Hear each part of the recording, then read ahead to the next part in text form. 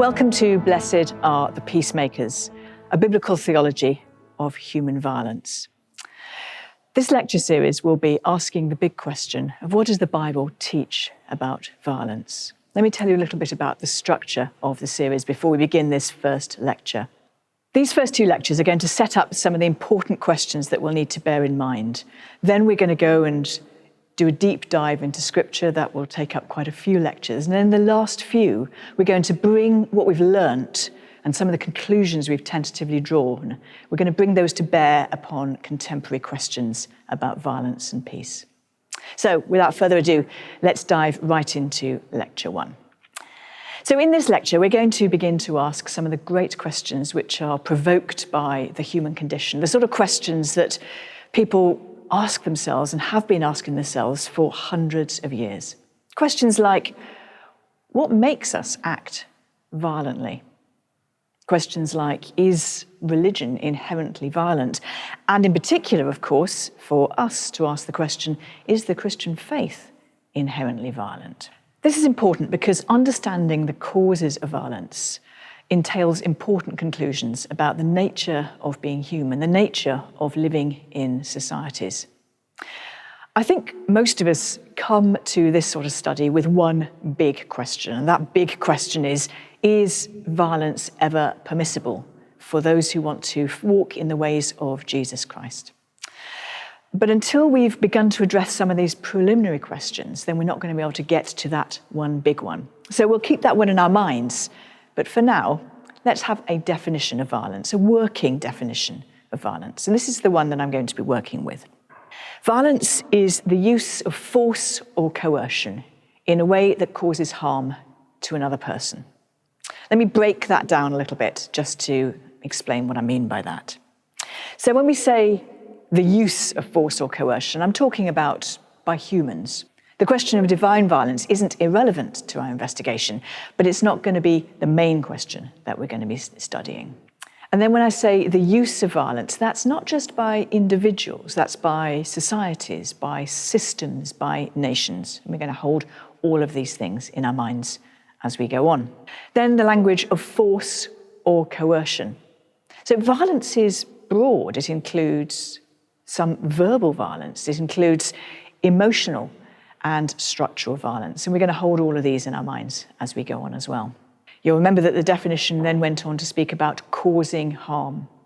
And that harm, of course, might be visible. It might end up with visible wounds, visible scars, but violence can also cause invisible harm. It can cause psychological disorders, it can cause post-traumatic stress, and so on. And finally, the definition finished with the phrase of to another human being. Violence against animals matters, but isn't the subject of inquiry today. Violence against animals matters, but it isn't the subject of our inquiry today.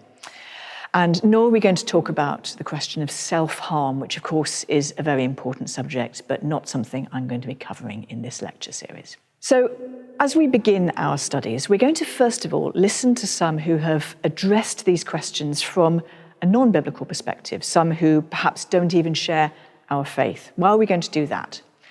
Well, first of all, because fundamentally I believe that all truth is God's truth, and it would be remarkably arrogant not to listen to those who have thought hard about these questions. They're not going to have the final say, but they're going to certainly open the conversation for us. They're going to highlight some of the things we might want to bear in mind as we then turn to Scripture. So we're going to listen to some sociologists, some political scientists, historians, physicians, anthropologists. And as we begin to listen to these voices, here are some things that we might want to hold in mind as we listen to their theories. One of the first questions I think we want to ask is, how does the model that they are operating with, or the model that they are offering us, align with the testimony of Scripture? Now, to some extent, we'll need to hold that question because we haven't got to Scripture yet, but it's already something a marker we need to set down as we begin our studies. So, for example, what view of humanity, in other words, what anthropology is being proposed by any particular scholar that we're listening to? Does it consider humans to be inherently good or inherently evil? Are we parasites upon the planet, or are we rulers of it? These are important questions, important theological questions, and so we need to be attentive to these undercurrents as we listen and read. The second thing to think about is, how does the model that our scholars are proposing conform with Christian theological understandings of the world? For example, are they operating with a closed system with no room for divine activity? Is the model that they're operating with ultimately hopeful or ultimately pessimistic? If it's hopeful, what's that hope based upon? And how well does that align with what the Bible teaches and promises, with the hope that the Bible offers? Then we're going to reverse the perspective. Does the model that we're being offered provide a lens which might enlighten our reading of Scripture? Might it perhaps aid in our interpretation of difficult texts? Or is it seeking to answer a completely different set of questions? Fourthly, what solution does this model offer to the problem of violence? Our approach to this question will be strongly linked to the conclusions we've drawn from the preceding questions. Is this something we're going to want to follow? Is this something we're going to want to learn from? Or is it going to be proposing solutions that we're not going to be comfortable with as we go and interrogate Scripture? So now we're going to look at a number of writers, just briefly, but we're going to consider some who have essentially offered us a theory that says violence is normal. Violence is ordinary. Now, that's a really scary place to start, actually, but that's where we're going to begin. We're going to look at the work of Zygmunt Bauman, Herbert Kellman, Hannah Arendt, Christopher Browning, and Philip Zimbardo, just briefly. So let's start with Zygmunt Bauman. He was a Jewish-Polish sociologist. He escaped the Holocaust, but members of his family did not. And after the war, he investigated and thought hard about the Holocaust and its causes from a sociological perspective. And this is his big take-home, his big conclusion. The Holocaust was not an anomaly. Let's just pause there for a moment, because that's a really scary idea.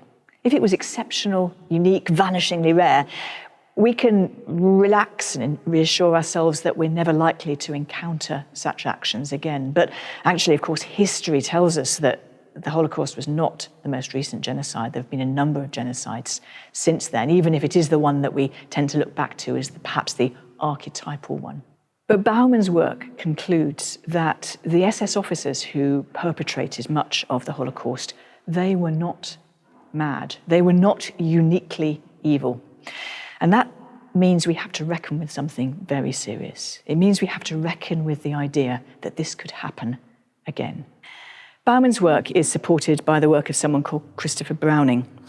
Browning studied a group of men who were awaiting trial for being perpetrators of the Holocaust.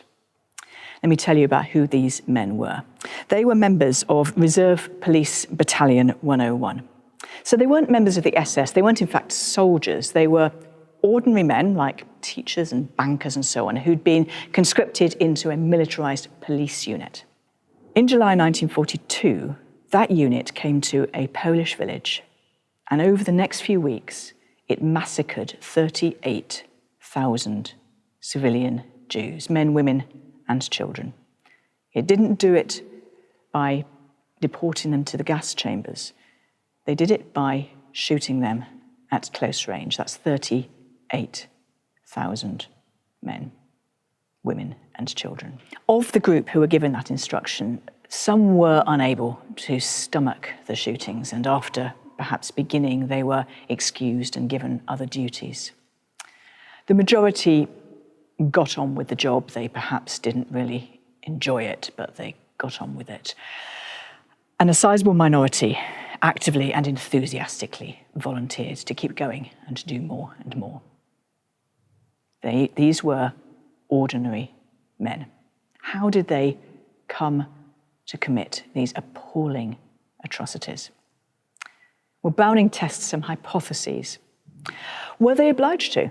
Were they going to be executed or something if they chose not to participate? Well, no. It's very clear that their commander gave them a speech at the beginning of the action and actually offered them a way out if they didn't feel they could participate.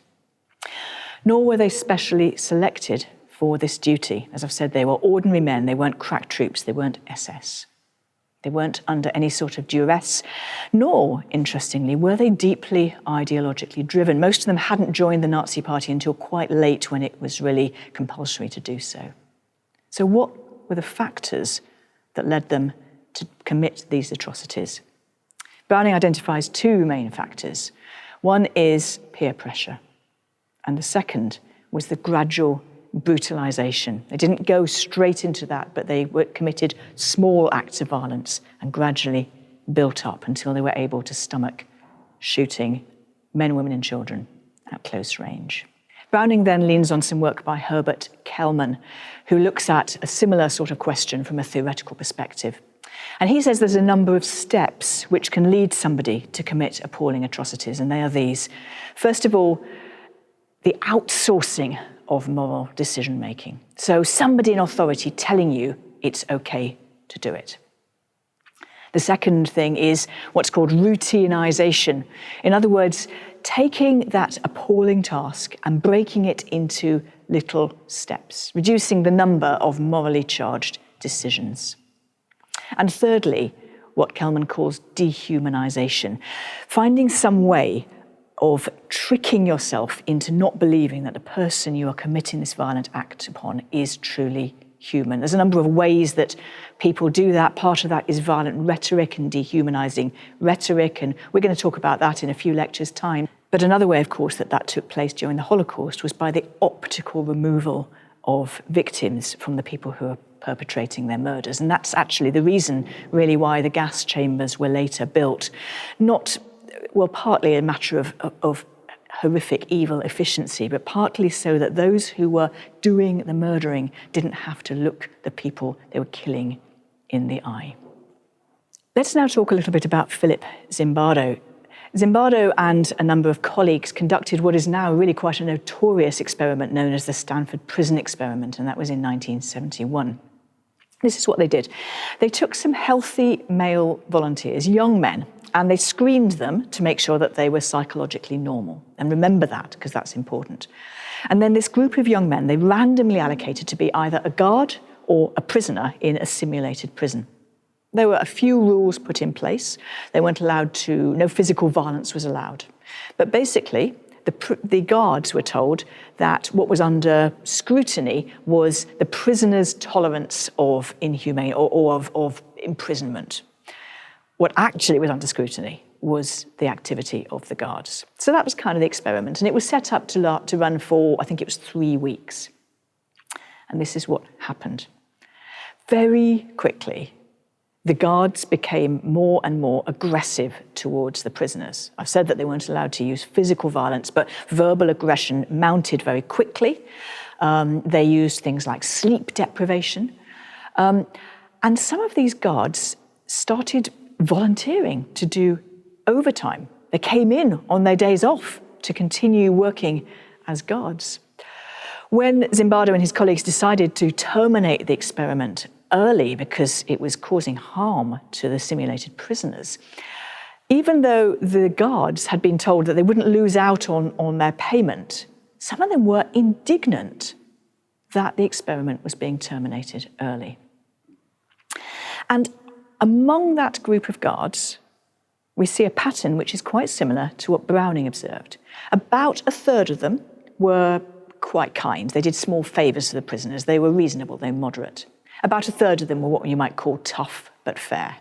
And about a third of them you might call sadistic. These are the ones who were volunteering for overtime. These are the ones who were indignant when the opportunity to continue to cause harm and oppression was taken away from them by the early termination of the experiment. So who have we heard from so far? We've thought about Zygmunt Bauman, we've thought about Christopher Browning, and we've thought about the Stanford Prison Experiment. You may well have heard of Hannah Arendt, another Holocaust survivor. When Adolf Eichmann was arrested in, I think it was Argentina, he was taken to Jerusalem for trial in 1961, and Hannah Arendt went and sat in the audience to report on that trial. And then she reflected afterwards on what she had heard and seen. She noticed that Eichmann showed little evidence of hatred for the Jewish people. In other words, he didn't seem to be, in some senses, strongly ideologically driven, or at least one particular form of that ideology wasn't that evident. Rather, Eichmann was an accomplished administrator. He was someone who was proud of doing his job well. What did his job entail? Well, among other things, it entailed making sure that the trains that were running to Auschwitz and the other death camps ran on time. And so he sat there as a pen pusher in his office, making sure that these trains ran on time, doing his job to the best of his ability. And I think already perhaps you can see some of the ideas from Kelman coming in, this idea of routinization, the idea that if you break an atrocity down into little tiny acts, where most of them don't feel like they have a moral consequence to them, then it's very easy to add those little actions together and build up an appalling atrocity. So Arendt sat in the trial and reflected on all this. And this led her to coin what became quite a controversial term. She spoke about the banality of evil. Now, this was misunderstood by many in her day and since, because it sounded like she was trying to excuse Eichmann, saying, well, he wasn't doing anything very much. It was just a routine thing and he wasn't that bad. It's absolutely not what Arendt was saying. What she was saying was that evil had become mundane. Evil could have a very ordinary face. It could look like an administrator who made trains run on time. So what have all these theorists taught us? Well, they suggest to us that violent evil is normal. And I want to quote from Christopher Browning just briefly. And he says this: "There are many societies afflicted by traditions of racism and caught up in the siege mentality of war or threat of war." He's drawing comparisons here between National Socialism in Germany and other societies. "Everywhere," he says, "society conditions people to respect and defer to authority, and indeed could scarcely function otherwise. Everywhere people seek career advancement. In every modern society, the complexity of life and the resulting bureaucratization and specialization attenuate the sense of personal responsibility of those implementing official policy." In other words, all those things that made the Holocaust possible, they're all present in most societies. And so he concludes this: "Within virtually every social collective, the peer group exerts tremendous pressure on behaviour and sets moral norms. If the men of Reserve Police Battalion 101 could become killers under such circumstances, what group of men cannot?" That's a chilling idea. That's a serious challenge, and we're going to hold that thought and we're going to bring it into the light of Scripture in a few lectures' time. But for now, we're going to move on to another theorist of violence. James Gilligan is a psychiatrist in a men's prison. He's worked there for many years. Gilligan wrote this book called Violence: Reflections on a National Epidemic. It's very interesting medical language that he chooses to describe what he observes in men's prisons in the USA. Obviously, we need to notice that he's studying a particular group in a particular country, but I think some of the conclusions he draws have wider applicability. And he notices the ubiquity of deep shame among violent criminals. He defines shame to be the absence or deficiency of self-love. And that shame results in self-harm. It causes many of these men to view themselves as the living dead, as people who are already spiritually dead. He says this shame doesn't result from the appalling actions they've committed, although I'm sure it's intensified by that. But this shame seems to predate those violent actions. It arises from other things that have happened in their childhood or their early life, which result in them experiencing themselves in this way. Interestingly, he comments that for those who regard themselves as the living dead, capital punishment is a futile deterrent. He says, "The men I know are so spiritually dead that they long for physical death as well." Let me just read you a short portion where he's describing one particular violent criminal. He says this: "The man comments on his mother's reaction to hearing her son being sentenced to death. He comments, When she cried at the courthouse, she was crying for someone already dead. I was already dead, or the same as dead. Nobody ever gets back himself again. He wasn't referring to the fact he was soon to be executed. He meant he had died long before he murdered anyone. Quote, "The people I murdered had murdered me. They murdered me slow-like. I was better to them. I killed them in a hurry." What's so clear from this man's writings is that not only did he feel dead emotionally, but he wanted to be dead physically as well. His continuing biological life, since he was already spiritually dead, was for him the equivalent of being buried alive. Well, we'll pick up on some of those ideas in lectures to come as well. Now, at the beginning of this lecture, I asked the question of whether religion is a cause of violence. And you will know, I'm sure, that there are many who say so. Let's hear the words from a very well-known and I would say very angry atheist, Christopher Hitchens. Let me just read these words to you. He says this: "Violent, irrational, intolerant, allied to racism and tribalism and bigotry, invested in ignorance and hostile to free inquiry, contemptuous of women and coercive toward children, organised religion ought to have a great deal on its conscience."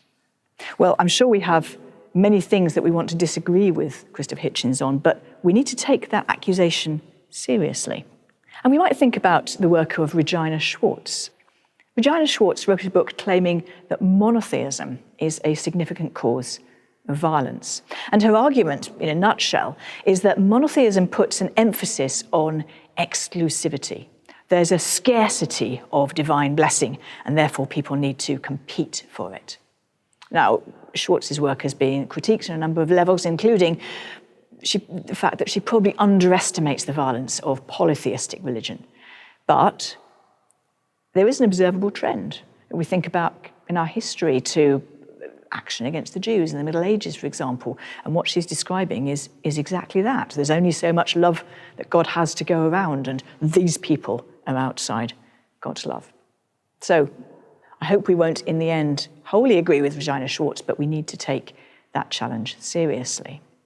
A historian called Matthew Rowley has constructed a taxonomy, a categorization, if you like, of claims that associate religion and violence. I go into more detail in my book. It's worth noticing that some of those claims are self-contradictory. Some say that religion is too specific and precise, and some say religion is too ambiguous and open to multiple interpretations. We need to also to notice, of course, that correlation does not equal causation. To help us think about that a little bit, it's worth going to the work of William Kavanagh, Catholic theologian.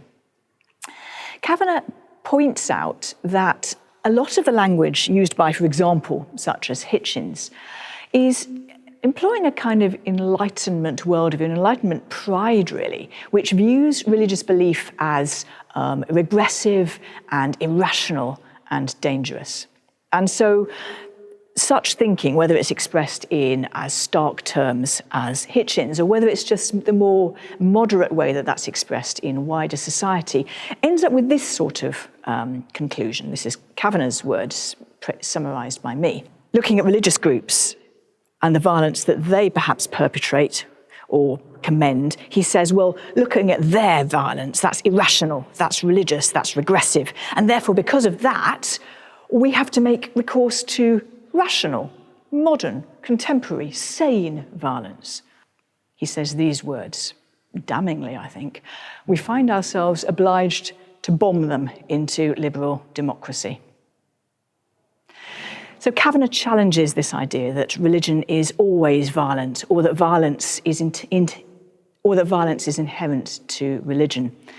The issue that he helpfully points out is that when people frame the reasons for their violence, they tend to use their own worldview to describe it. And so people who have a religious worldview will appeal to that, will use that when they're describing the violence that they experience or perpetrate. Correlation doesn't equal causation. Kavanagh refers to the work of someone called Charles Kimball. Kimball offers five signs which indicate that a religion is turning violent. This is what they are. absolute truth claims, blind obedience, the establishment of an ideal time for action, the assertion that the end justifies the means, and a declaration of holy war. Now, Kavanagh's insight is this: those 5 things are not exclusive to religious violence. Strongly ideological violence, even when it is secular, even when it is state-driven, can show all of those signs. It can make absolute truth claims. It can demand blind obedience. It can declare this is the ideal time for action. It absolutely can assert that the end justifies the means. And it can even say this is the time for holy war, or something that sounds very much like it. And so all of those signs can be found in what we might term a secular war, especially, for example, wars that are constructed around the ideology of nationalism. We're coming into land. I want us to think about one more theorist who offers what I think is quite a helpful lens, which we'll pick up on a number of times in the lectures that follow. And this is René Girard. Girard is a French anthropologist. And he wrote an extensive series of books. I've got one of them here in my hand called Violence and the Sacred. And he describes how he thinks violence operates in society. In fact, how he thinks violence constructs society. This is his theory in a rather short nutshell. He comments on what he calls the mimesis of desire. Mimesis simply means imitation. So if you've ever been in a room where there are toddlers and some children are playing and there's some toys sitting around, one toddler picks up the toy, suddenly another toddler in the room wants it. They didn't want it before, but as soon as toddler A has it, toddler B wants it. This is what we call, or what Girard would call, mimesis of desire. That desire is mediated to us by someone else's possession or someone else's desire. Girard goes on to say that actually our human self-understanding becomes conditioned by that desire. He says this, I'll just read you a little sentence from it. Once his basic needs are satisfied, man is subject to intense desires, though he may not know precisely for what. The reason is that he desires being, something he himself lacks and which some other person seems to suggest. In other words, who I am is somehow controlled in my own mind by what I desire and what I possess or don't possess. We see an example of mimesis and desire quite commonly. Here's an example of something that I noticed in the news a little while ago. And this was when Donald Trump and North Korean leader Kim Jong-un got themselves in a bit of a kind of verbal war. At one point, Trump tweeted this: North Korean leader Kim Jong-un just stated that the nuclear button is on his desk at all times. Will somebody from his depleted and food-starved regime please inform him that I too have a nuclear button, but it is a much bigger and more powerful one than his, and my button works. Well, you can hear the childish petulance, but beyond that, can you see the mimesis, the imitation, first of all of desire and then of violence? And this is Girard's next big idea. So we imitate one another in our desires, and then we imitate one another in our violence, in the violence of our words or the violence of our actions. Now, what happens is, as groups of people become mirrors of one another in their escalating violence, society will crumble. They'll fight, they'll destroy themselves. And so what happens, and this happens again and again and again, says Girard, and you can evaluate yourself whether you think this is true, but what happens is those two warring sides find a scapegoat, a third party, to vent their violence upon. Critically, that scapegoat has to be similar enough to both sides that they feel there's some identification with them, but different enough from both sides that they feel that there is some justification for the violence that they're going to expend upon that person. Critically, they need to believe that the scapegoat is guilty, that he or she or they deserve what was coming to them. Think of the witch trials. Think of the ways that Jews have been treated in many societies over the years. There are hundreds and thousands of such examples. And the final big idea from Girard is that Jesus' sacrifice on the cross unveils the lie. That the Gospels reveal his innocence, and that then opens up the possibility that scapegoats can be innocent. Revealing the lie breaks down that mechanism and prevents it from working anymore. Now, we might want to take some issues with Girard. Here's some that you might want to consider. His perspective on atonement is entirely horizontal. It has no vertical element. In other words, the atonement, what Jesus achieves on the cross, is something in the minds of humans rather than something, a transaction taking place with God. His perspective on Scripture might trouble us a little bit. He speaks of the Old Testament as a text in travail. His perspective on Satan might trouble us. He considers Satan to be a process of accusation that takes place in societies. His anthropology is founded on the idea that desire is disordered, and so humans and society are inherently violent because they don't really come into existence until that process has got going. So there are some things we might want to disagree with Girard on, but let's not discard him altogether, because I think what he shows us is something that is remarkably explanatory, that noticing that mimesis of desire, noticing that mimesis of violence, noticing the tendency to scapegoat and the tendency to blame that scapegoat, to justify the actions by saying that they are guilty. We'll notice Girard's ideas coming up again and again in future lectures, but let me just offer you a couple of examples from the death of Jesus. One is the moment where Pilate and Herod become friends. That's recorded in Luke 23. And it is because of their shared scapegoating of Jesus, it is through that mutual action that they actually bury their own hatchet.